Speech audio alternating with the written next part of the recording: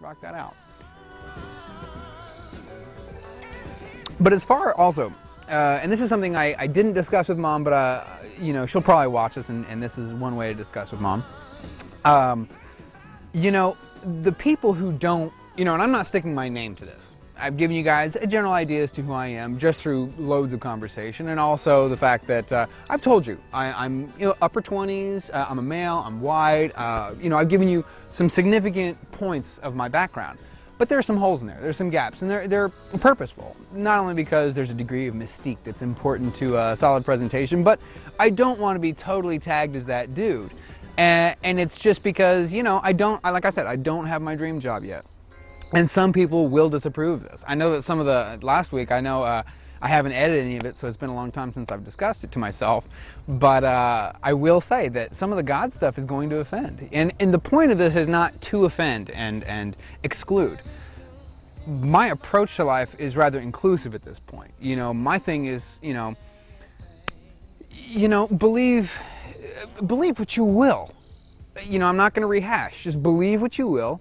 It's totally cool. In my opinion, it falls under a singular umbrella. And I know that that offends some people. That I do have, it seems like I'm downplaying the importance of whatever their details are. I'm not. But for me, I have a very hard time viewing it out of the context of one big umbrella. I can't. You know, maybe that's a deficiency on my part. Maybe that's a real problem for me. But I can't really... You know, we're all just on, not only are we on the same planet, we're in the same universe, which is perhaps within its own universe, and so on and so forth and so on. So just, you know, for me, I'm just enjoying being here, and I hope you are too. And I don't mean to downplay the significance of your details, of the details of your niche, your belief system.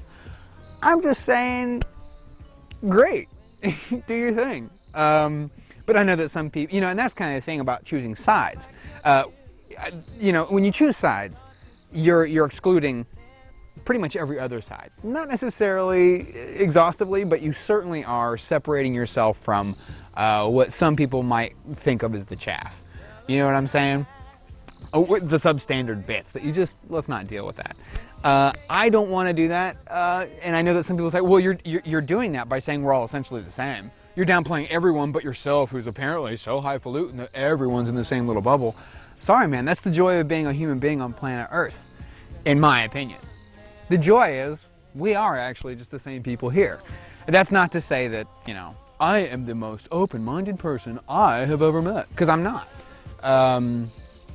You know, certain things I'm just not into. I'm not one of those, I'll try everything once kind of people. I'm really not. That said, I think there's something to be said for kind of venturing out. So anyway. What I was going to explain to Mom, and am explaining to Mom, I guess, and Dad, what's up, Dad, is that people who are putting things on the net, the collective consciousness of the net, that is the net, people who are writing things like zines, people who are creating music and distributing it, people who are just simply communicating the way we are, communicating live with people in bars, sharing numbers, sharing names, sharing ideas and thoughts. Everyone is pretty much signing off on whatever they do. Some people put a name to it, their name. Some people throw an alias on there. Some people attribute certain things to other people. I had an interesting situation. I was thinking about it just the other day. Got people coming. I don't mean to interrupt, but I don't want to, you know, it's awkward. It's not awkward, but, you know.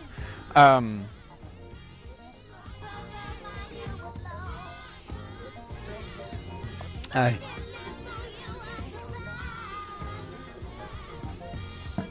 It's really good to see people out at the park, by the way. You should get out to the park.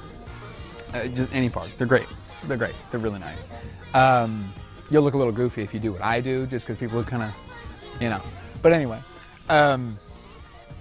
Oh, so, excuse me. Yes, on the issue of identity, you know, we're living in an era of identity. We are living in an era of identity crisis. Not just internally, where people are so caught up in their day-to-day that they've actually lost sight of themselves and their root. Excuse me. But people are actually, by way of the internet and credit cards, stealing people's info. and either becoming them and abusing it, or throwing into, you know, I think of a way that you steal identity. One of the more interesting things regarding information about oneself that's just kind of out there for the free domain, that perhaps should not be, is the information that goes to solicitors, the people who call your house while you're in the middle of dinner, perhaps Shabbat dinner, the dinner you shouldn't really interrupt with a call, that one. Those guys, you know, it's interesting. We have a company up the road, actually, in the same town I went to school, that does this for a living. It's one of the, that's what they do. They're an information collector / distributor. And it's all, excuse me, it's all legal apparently, but it is kind of its own brand, I think, of kind of, it's not blackmail or anything, but it has that kind of flair to it, where you're like, you haven't done anything wrong per se, but you're damn close, you know, and you're threatening it, it seems.